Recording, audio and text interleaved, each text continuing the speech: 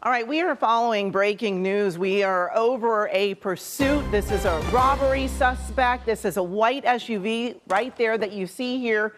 This is a pursuit that started right around noon, almost 30 minutes ago. What we are learning is that this is a robbery suspect that is in this white SUV. And this happened, again, just before noon in Santa Clarita near Magic Mountain.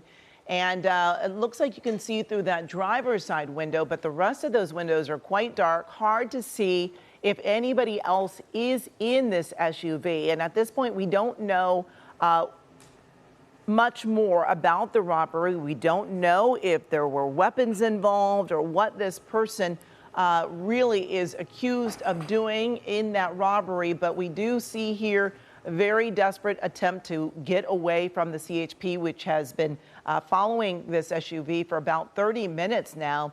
And right now, this person is, well, I thought they were on the 5, I believe, southbound on the 5. And they've been on the shoulder, driving very fast, very reckless. And you can just see, oh, there's a car getting right in front of them on that shoulder. It's hard to say if this person knows what's happening or if they were trying to get involved or this was just by chance. But we are starting to see some slowdown here on the road, and you can see the cruisers just right behind. But this person is really attempting to make some desperate maneuvers. They're getting right back over into the fast lane there.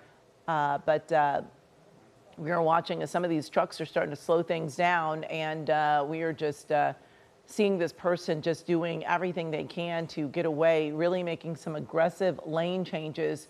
And I'm trying to see, it almost looks like there is someone in that passenger side of the car. It looks like as you look through the windshield, you can see someone else sitting in the passenger seat there. But we can see at least 2 people. We don't know if anybody else is in the back seat or if these people, if both people are involved in this robbery.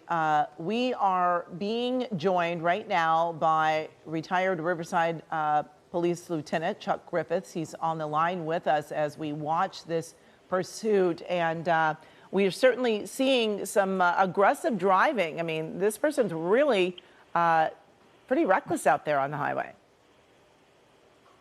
Yes, he is. I've been monitoring it for a few minutes. He has been driving on the left shoulder and then the fast lane. And at one point he came up, and I'm not sure if he made contact with another car, but he came very close to the rear end of another vehicle. CHP is staying with him. It looks like they are still engaged in the pursuit. They haven't gone to a following. So they are there to warn the public with their lights and their sirens to make noise and alert people that this is coming their way and for cars to get out of the way. Yeah, and you know, it's these aggressive lane changes that we are seeing right now and these high rates of speed. You know, when you know, you're driving on a highway and you see somebody coming up really fast, you, oh gosh, it's so aggressive. Now he's almost coming to a stop here in the fast lane, again slamming on the brakes, tapped that car right in front of him. He's pushing that car now, tapped it again because he wants this person to move. And this person in this white, it looks like maybe a Lexus, doesn't necessarily know that this person is involved in a pursuit and, you know, is trying to figure out why is this person hitting me, and they're stopping. And, you know, this is really a bad situation because these people in this white SUV that's being chased by the CHP are so aggressive and now continuing on, and the driver of that other car is unaware of what's happening. Yeah, it looks like the other car stopped to prepare to exchange names or to contact the driver to see that he's been involved in a crash. So he was pulling to the stop. I noticed the driver of the SUV removed his seatbelt as if he was going to get out. Mm-hmm. And then once he started going again, he put the seatbelt back on. Yeah, this is just so dangerous because it's just another sign of just how desperate this person is to get away. And, you know, that they will do really whatever it takes, even hitting another car just to get free from the CHP officers that are on their tail. But just this aggressive driving is just so dangerous for everyone that's out there on the roadway. A lot of times, I hate to say it, people are in their cars, they've got their radio on, they're listening to music, podcasts, and not really noticing those sirens as soon as they should. And by the time they hear them, this car is right up on them, along with those cruisers that are right behind.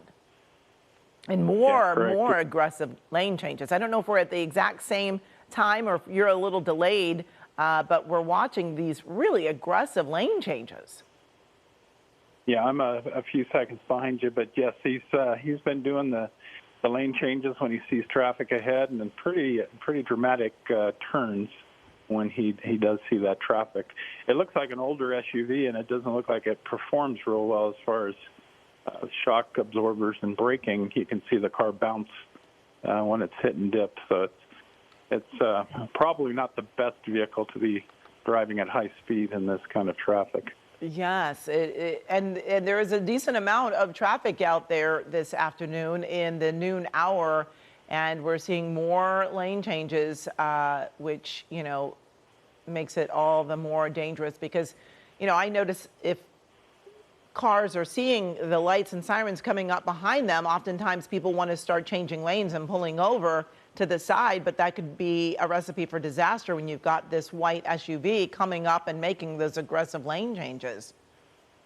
Yes, that's a dangerous situation. You have to take into account where the police cars are, and if they see this car coming, and maybe realize quickly that this is a pursuit, just to either stay where they are or open the lane up so they can get to the right side. A lot of times when the pursuits are happening and like this guy's driving on the shoulder, maintaining your lane is probably the best method to avoid being struck by this car. Exactly, and the cruisers are close behind. For our viewers that are just joining us, we are following breaking news. You see this white SUV. It is being chased by the CHP. The person behind the wheel is a robbery suspect, and they are accused of some type of robbery that happened right around noontime, and they were in the Santa Clarita area near Magic Mountain when they took off and refusing to stop. This has been going on for about 35 minutes right now. And, the highway is always a little easier because everyone's going in the same direction. You don't have all of those pedestrians, so it's a little safer. It's still a very dangerous situation to have anyone just, flying around at high rates of speed, but at least we aren't dealing with intersections and pedestrians. But still, this is a tough situation because we're likely not to see spike strips or a pit maneuver at these rates of speed. Right. They're a little too fast for pit maneuvers, and spike strip with the traffic, it's going to be difficult, especially on the multi-lane freeway. The problem with the freeway being light in traffic is he's able to get up to higher speeds, and then as we know, LA traffic stops and goes at different spots throughout the city. So he may come upon traffic that's slowing or traffic that's stopped and not be able to avoid them. And we're looking here on the passenger side. I'm trying to tell from my vantage point if that's the side view mirror that is just dangling there. I'm not sure when that got damaged, if it was if that happened before we started watching this, or if in one of those lane changes got a little too close and actually clipped the mirror there. We did see the driver of this SUV bump into the back of another white SUV, but I didn't see any incident when they actually knocked off this side view mirror. Did you see that? That's the first I've seen the passenger side, so I'm not sure when that occurred. Okay. Well, what we are also learning is that according to the CHP, these robbery suspects hit a business in Bakersfield, then hit the Speedway in Fort Tejon, pointing an AR-15 style gun at the clerk, then fled through Newhall where the CHP picked up the pursuit. So again, they know that these suspects are armed with an AR-15 style weapon when they were robbing that Speedway, like a Speedway gas station type of business. And so we have got plenty of CHP cruisers behind this. And Lieutenant Griffiths, I mean, when you hear that your suspects are armed with an AR-15 style weapon, that is certainly has to heighten the pursuit. Absolutely. Most pursuits, you presume they're armed, but when you get information that they're armed with a high-powered rifle such as an AR-15, it changes the dynamics of how you're going to chase them. You don't want to get too close. You don't want to get in a position where he can open fire on you. And we've seen it many times where, while driving, they'll open fire through the rear of the vehicle. Wow. And we have not seen that, but it certainly kind of heightens things as we see people stopping in front of this SUV and now knowing that they have an AR-15 style weapon that they pointed at a clerk earlier. There's really no telling what they will do on the roadway here to anybody that might be getting in their way. Yeah, he committed a serious felony. He's armed. He's going to use whatever methods he can to get away. Yeah, this is, I mean, all pursuits are dangerous, but this one just seems a little heightened now that we know about the type of weapon that these people have in this vehicle. And, you know, you just never know how desperate someone is to try to get away. And if anyone is, you know, stopping them, what they might be willing to do. So certainly a heightened risk here. In addition to that vehicle being a weapon, now we know that there is an actual AR-15 that they have already been spotted with, pointed it at a clerk at that speedway that they stopped at. And I guess that is where the robbery took place that started this in the first place. So again, these are robbery suspects. They hit a speedway business there and pointed that AR-15 at the clerk. So we continue to watch as they refuse to stop on the 10 freeway here where we are. And we've been watching this for about 40 minutes now. And you just wonder how much gas is in this vehicle, Lieutenant, because as you mentioned, it is an older, larger SUV. And it's been going at decent speeds, driving pretty aggressively. So I guess at times like this, officers are wondering how much gas do they have, and if they run out of gas, what are they willing to do? Now, we're showing you on the right side of the screen when they were tapping that other white SUV. I believe it's a Lexus. And this person who's getting tapped is unaware that this SUV is on the run and that there are robbery suspects inside. Right, and previous to this, the Lexus, he also did the same thing to another vehicle, tapped it a couple of times, and then went around it. Wow, that is definitely desperate measures, and you just, you know, it's a good thing that the person didn't get out of their car and try to approach this driver unaware that they're being pursued by the CHP, just to say, hey, you hit my car. Let's exchange information, and someone could easily pull out that AR-15 style weapon on anyone who approaches them. So certainly this is a bad situation made even worse. Yeah, it's a very dangerous situation, very dangerous felon on the run that's armed and obviously is using measures to get away. The only advantage we have at this point, like you said, it's a larger SUV. So it probably gets very poor gas mileage, and hopefully it was low on gas when this started. Yeah, but, you know, we haven't heard that the vehicle is stolen, so perhaps they even know who's driving this vehicle and, you know, maybe trying to make contact with family members or anyone else that might be associated with this driver. And we don't even know if there's anyone else in the vehicle. It looks like there's someone in the passenger seat. But with those dark tinted windows, we don't know if there are other people in the back of this SUV. Yeah, it's very hard to tell. There could be a full load in the back of the back seat and the passenger seat. And, you know, that's why when this will stop, they draw the driver out at gunpoint, and then they go up and at gunpoint check the vehicle to make sure it's clear before moving on. They don't just assume it's one person in there. Yeah, and we're certainly seeing this traffic back up. They are westbound on the 10 near La Brea. And, you know, at this hour, you got, you know, in LA, you've got traffic any hour of any day. And we are seeing more traffic on this westbound side of the 10. near La Brea, coming up on a box truck, and I don't think that he's going to want to bump into this box truck, but has certainly been using the shoulder there to go around, and we know oftentimes there's a lot of debris in those shoulders, and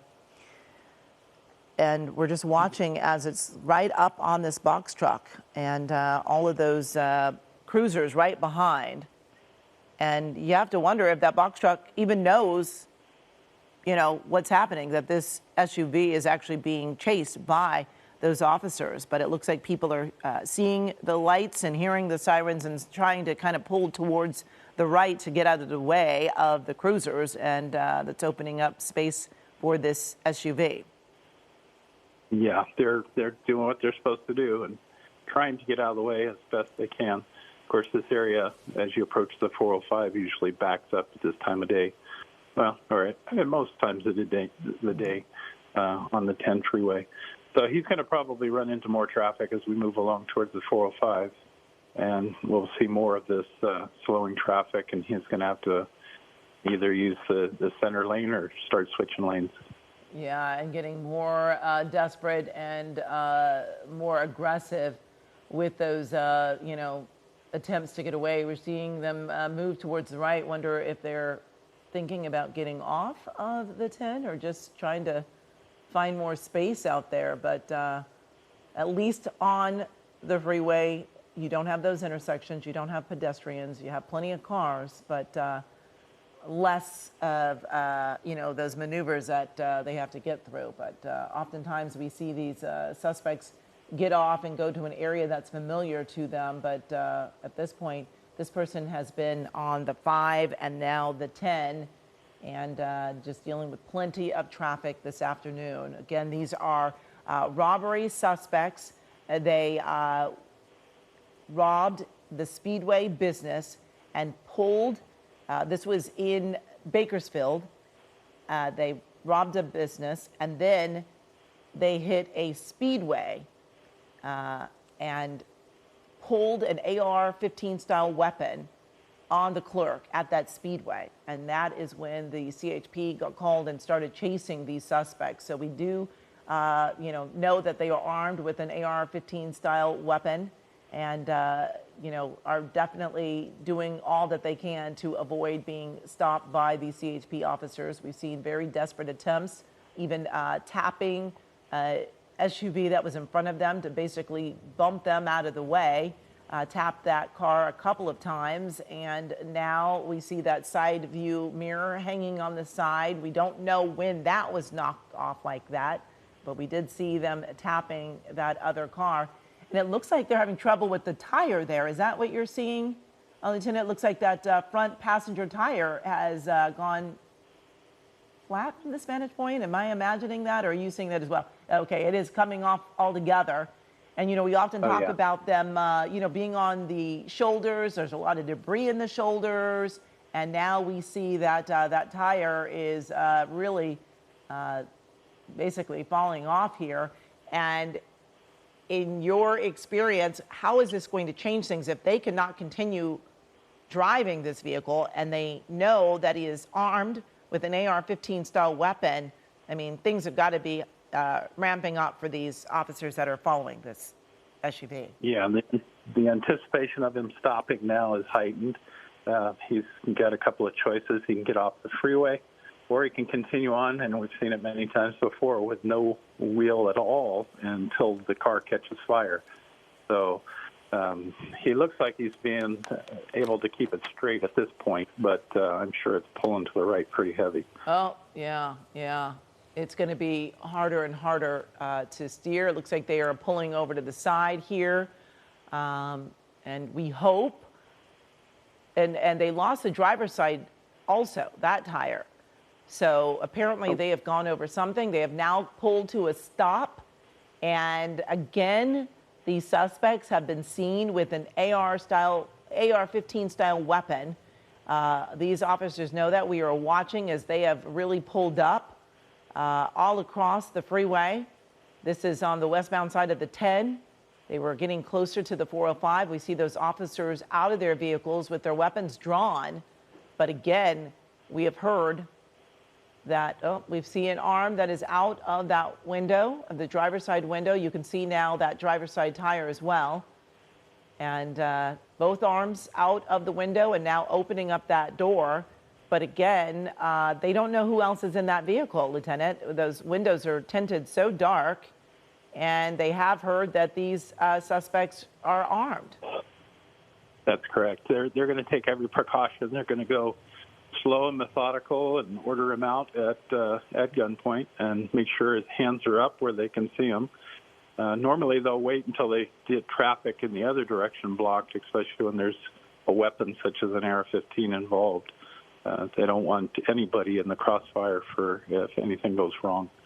Yeah, and we can see all the traffic on this side is stopped, but not on the other. But this person does seem to be complying, and we just saw that canine that was just being put back into the car there. But so one suspect is now being handcuffed there on the westbound side of the 10. It did appear that there was someone else in the passenger side of this SUV, but we will have to wait and watch and see as they search this weapon. But search this vehicle. But again, we did hear that they were armed with an AR-15, and so and thinking that these officers would be approaching very carefully, very cautiously. They have their weapons drawn. So apparently it didn't appear to them that there was anyone else in the vehicle the way that they're approaching, correct? Yeah, it seems like they're very relaxed at this point. And if I was on scene as the watch commander, I wouldn't approach the vehicle. The reason we leave the driver's door open, because we have a canine, we can send the canine to check rather than send a person up. Because right now they're right out in the open. Yeah, and so it appears at this point that there is no one else in that vehicle. It did look at one point like there was someone in the passenger side, but apparently that was just perhaps that driver moving around on that side. We did not hear of the reports of how many people were in the car once that robbery took place, again, at a business up in Bakersfield, as well as a speedway where we heard that this suspect pulled an AR-15 style weapon on a clerk at a speedway. But again, this went on for about 50 minutes along the 5 and the westbound 10. We see